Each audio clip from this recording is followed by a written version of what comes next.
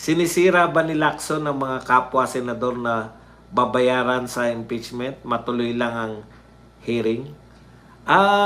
Wala na po yan eh. Kasi ang takot lang po ng... Eto po ang takot po ng mga senador,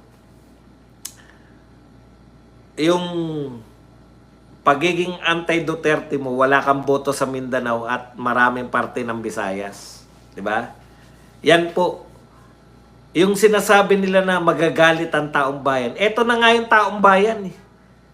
Maka-Duterte ang taong bayan. Sila lang, mahilig lang sila magsabi na taong bayan, taong bayan. Well, hindi sila, si Risa Ontiveros, sila Laila de Lima, and the rest, hindi po sila suportado ng taong bayan. Iba po ang takbuhan ng mga senador. Mas takot po ang senador na mawala ng boto sa Mindanao kaysa takot sila kay Laila de Lima, kay Hontiveros, at sa mga congressman.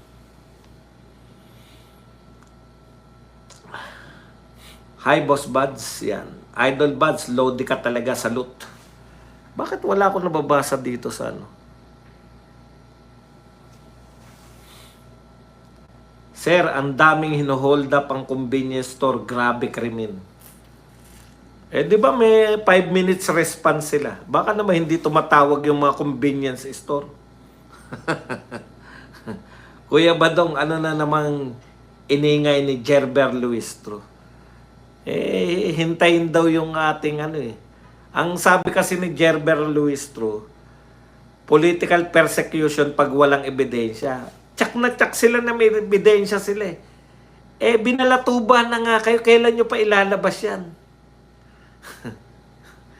Hulaan ko kung bakit hindi nyo mailabas yung ebidensya nyo. Bank account ba yan? Hulaan ko, hindi to fake news ha. Hulaan ko, bank account ba yan? Ikalawa kong hula. At tanong ko kung bank account yan, paano nyo na-acquire yan? Alam nyo na ngayon kung bakit. Alam nyo na ngayon kung bakit hindi nila mailabas yung ebidensya kahit sinabihan na sila na political witch hunt lang. Huwag kayong mag-alala, inunahan na rin kayo ni BP Sara. Kaya niya sagutin yan. Wala na kayong impluensya. Sa tindi ng paninira nyo sa mga Duterte, hindi na kami masyasyak kahit na ano pa ilabas nyo. May pera sila sa bangko, ano naman? Ninakaw ba yan? Ang ganda na evaluation ni Ma'am Margas World. Correct. Ang mali nila, ang aga nilang dinemoli si Sara. Correct na correct. Hindi, dagdag natin, hey Jude. Ang mali niya, ang mali nyo, gusto nyong i-eliminate si BP Sara, pero pinakulong nyo yung tatay. Galit na nga kami sa ginagawa nyo. Galit na nga kami sa ginagawa nyo. Ginalit nyo lalo yung Pilipino nang pinakulong nyo yung tatay na walang kabog-abog. Bibiyang, teka pala muna. Hindi na natin natalaka yung ano. Hindi na natin natalaka yung kay Cayetano. Teka, baka sabihin nyo, nasa pamagat pero wala eh. Yung kay Cayetano po, humihiling po siya na humihiling po si Senator Cayetano, nagpapapirma po siya ng isang resolution na i-house arrest na lang po si Tatay Digong. So, iba po to sa pagpapalaya. House arrest po, ang ibig sabihin niyan, parang yung kay ERAP, no? Bawal siyang lumabas doon sa Tanay. Naka-house arrest siya, doon lang siya sa Tanay. Ngayon, dahil mahirap po, baka hindi naman pumayag, masyadong komplikado. House arrest, ang hinihingi ni, alam nyo, komplikado to, pero natutuwa ko kay Tano kasi maimahinasyon eh.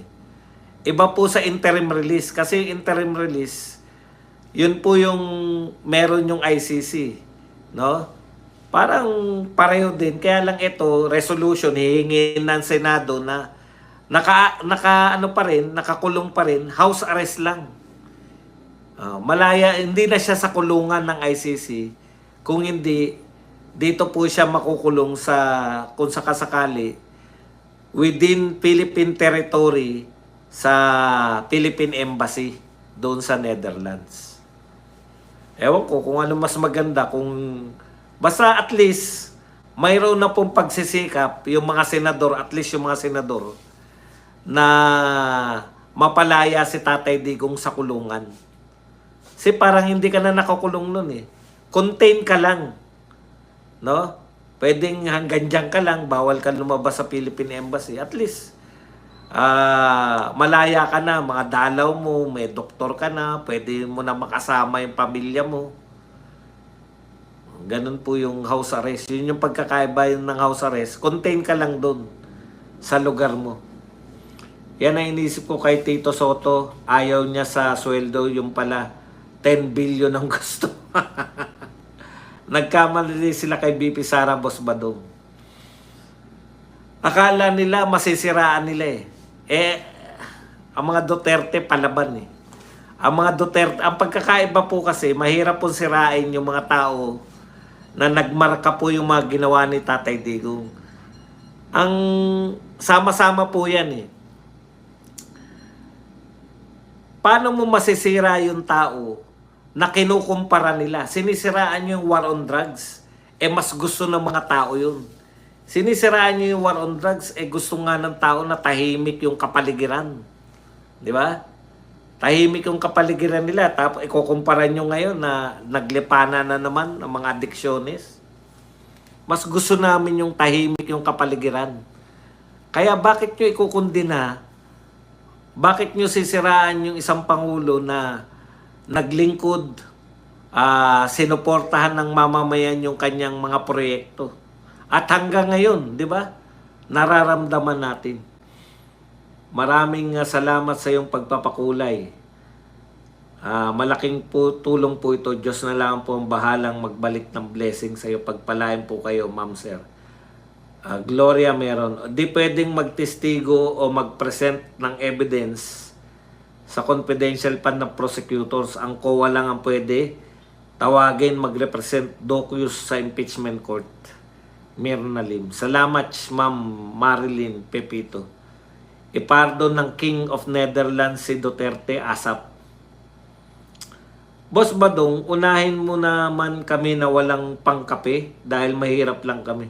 Di ko maintindihan kung ano yung unahin mo naman kami. Ano pong ibig mo sabihin na unahin ko kayo? Tumitingin ba ako sa mga nagpakape? Normal po yun na nagpakape sila, batiin mo. Pero yung unahin mo naman kami, bakit ko kayo unahin? Anong unahin? Pantay-pantay po rito, nagpakape o hindi, binabasa ko po. Kaya lang, pag marami nagko-comment, natural, hindi natin mababasa lahat.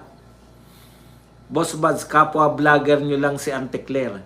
Ang pagkakaiba lang, merong mga media nag-interview sa kanya.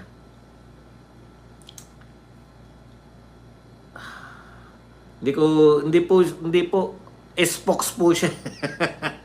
Ano ma-present ng prosecutor evidence sa CF ni BP Sara? Di sila authority magpaliwanag sa CF ni BP Sara, kundi COA lang.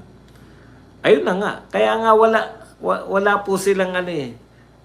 Wala po sila, hindi katulad nung sa ginagawa nila sa investigasyon nila doon sa HOR na anong gawin nila, kanila pwede.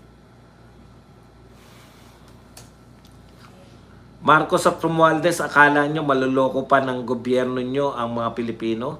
Matapos magsilbi ang Pangulong Duterte ng 6 na taon sa ating bayan, tapos ng kasaysayan ng mga Marcos at Aquino. Correct. Kasi hindi nila mapantayan eh.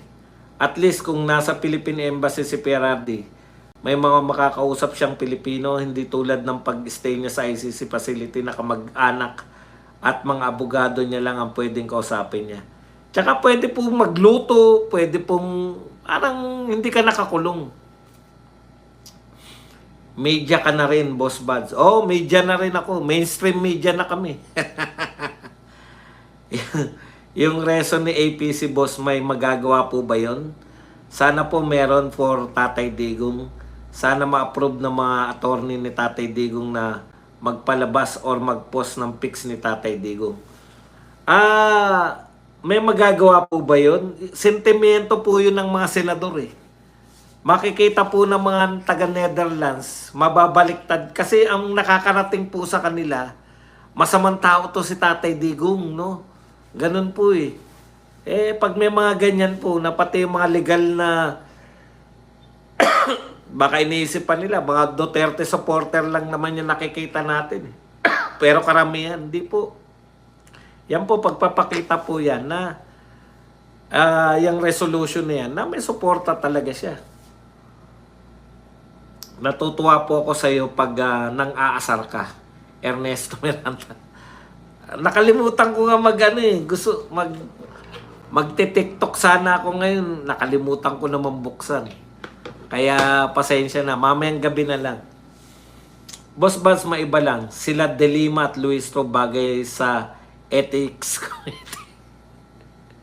Walang Sana magkusa na lang bumaba si BBM. Nakakahiya ang image ng bansa dahil sa kanya. Correct. Boss Bans, mali kasi si Tory. Nag-announce ng 5 minutes response, mauutak yung mga kriminal. Nag-practice sila ng mabilis. Mabilis pa sa 5 minutes. Kaya walang kwenta yung 5 minutes response. Natakot sila kay Pierardi kasi isang sabi niya lang pwede siyang magsimula ng people's power.